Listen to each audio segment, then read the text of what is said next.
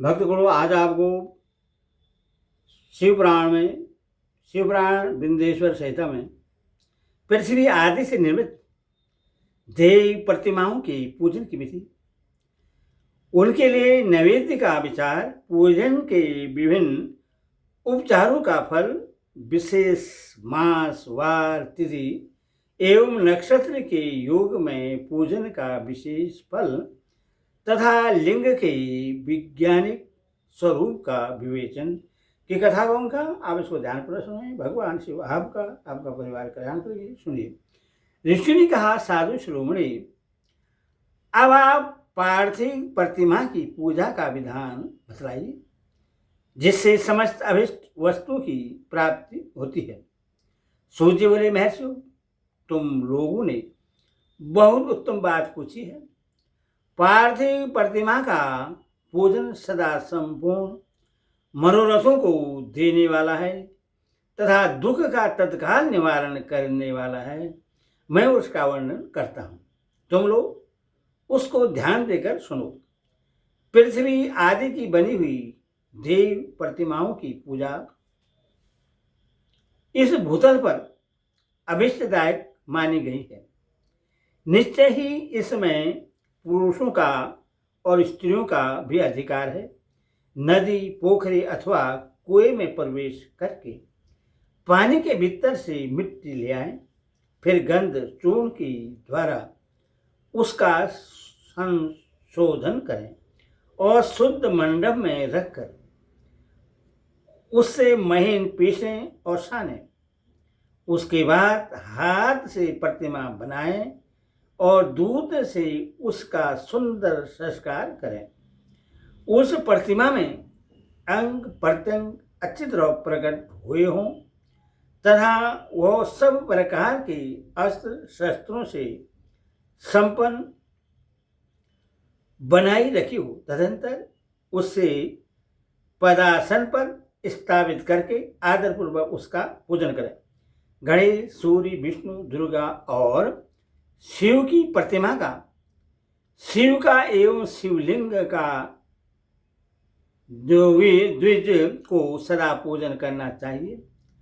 षष्ठोपचार पूजन जनित फल की सिद्धि के लिए 16 उपचारों द्वारा पूजन करना चाहिए। पुष्प से प्रोक्षण और मंत्र पाठ पूर्वक अभिषेक करें। अगहनी के चावल से नैवेद्य तैयार करें। सारा नैवेद्य एक कुंड लगभग पाव होना चाहिए।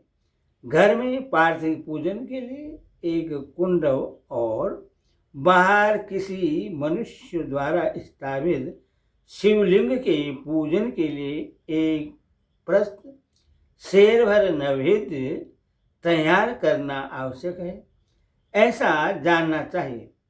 देवताओं द्वारा स्थापित शिवलिंग के लिए 3 से नैवेद्य अर्पण करना उचित है और स्वयं प्रकट हुए स्वयंभू लिंग के लिए 5 से। ऐसा करने पर पूर्ण फल की प्राप्ति समझनी चाहिए। इस प्रकार सहस्त्र बार पूजा करने से द्विज सत्यलोक को प्राप्त कर लेता है। 12 अंगुल चौड़ा, इससे दूना और 1 अंगुल अधिक अर्थात 25 अंगुल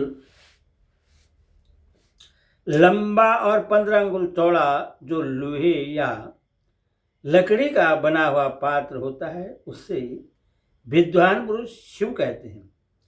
उसका 8वां भाग प्रस्थ कहलाता है, जो 4 कुंड के बराबर माना गया है। मनुष्य द्वारा स्थापित शिवलिंग के लिए 10 प्रस्थ, ऋषि के द्वारा स्थापित शिवलिंग के लिए 100 प्रस्थ और स्वयंभू शिवलिंग के लिए 1 सहस्त्र प्रस्थ नैवेद्य निवेदन किया जाए तथा जल, तेल आदि एवं गंध द्रव्यों की भी यथा योग्य मात्रा रखी जाए, तो यह उन शिवलिंगों की महापूजा बतलाई जाती है।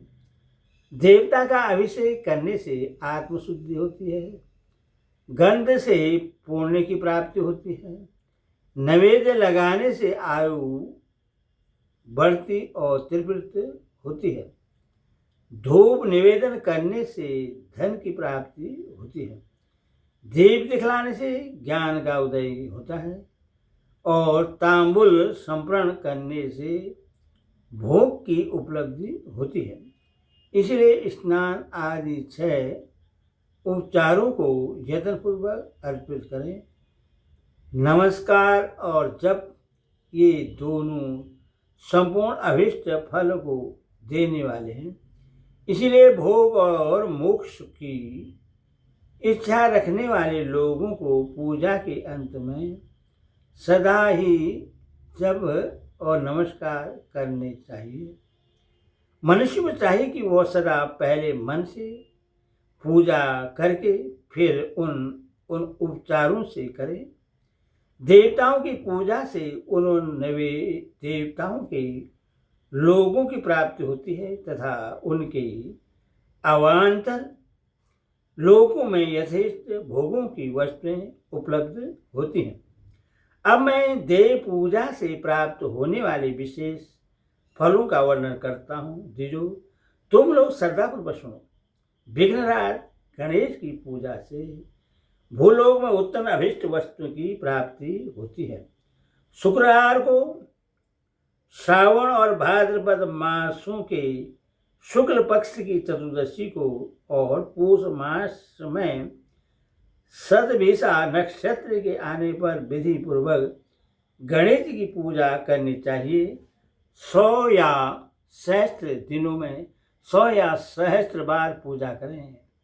देवता और अग्नि में श्रद्धा रखते हुए किया जाने वाला उनका नित्य पूजन मनुष्य को पुत्र एवं अभिष्ट वस्तु प्रदान करता है। वह समस्त पापों का शमन तथा भिन्न भिन्न दुष्कर्मों का विनाश करने वाला है।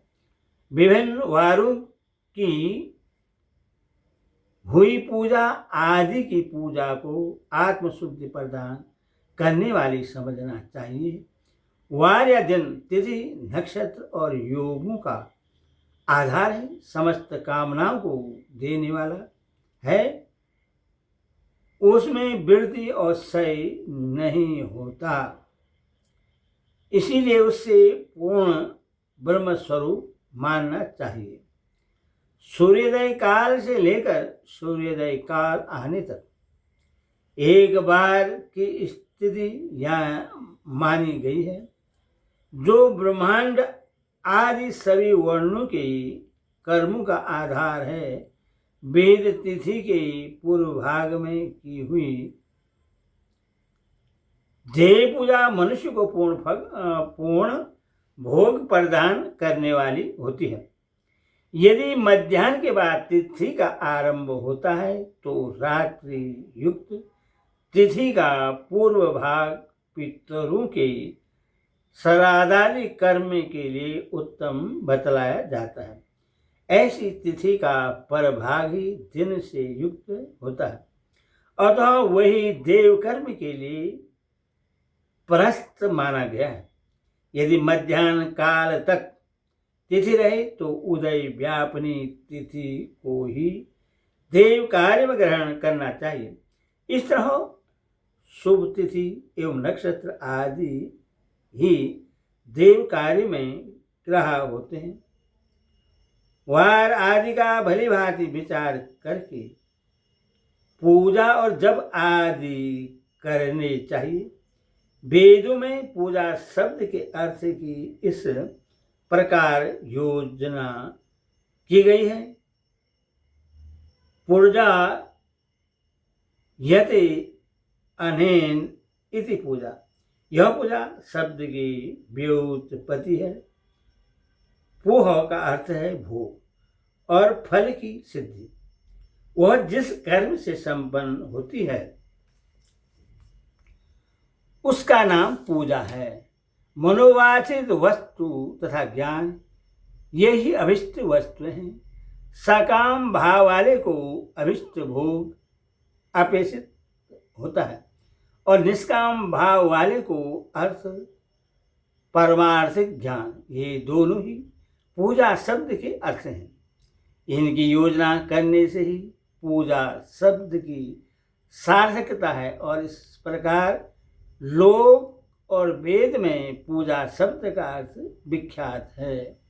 नित्य और नैमित्तिक कर्म कालांतर में फल देते हैं, किंतु काम्य कर्म का यदि भली भांति अनुष्ठान हुआ हो तो वह तत्काल फलित होता है। प्रतिदिन एक पक्ष, एक मास और एक वर्ष तक लगातार पूजन करने से उन कर्मों के फल की प्राप्ति होती है और उनसे वैसे ही पापों का कर्मशः क्षय होता है। बाकी अगले वीडियो में सुनाऊंगा शेष भाग।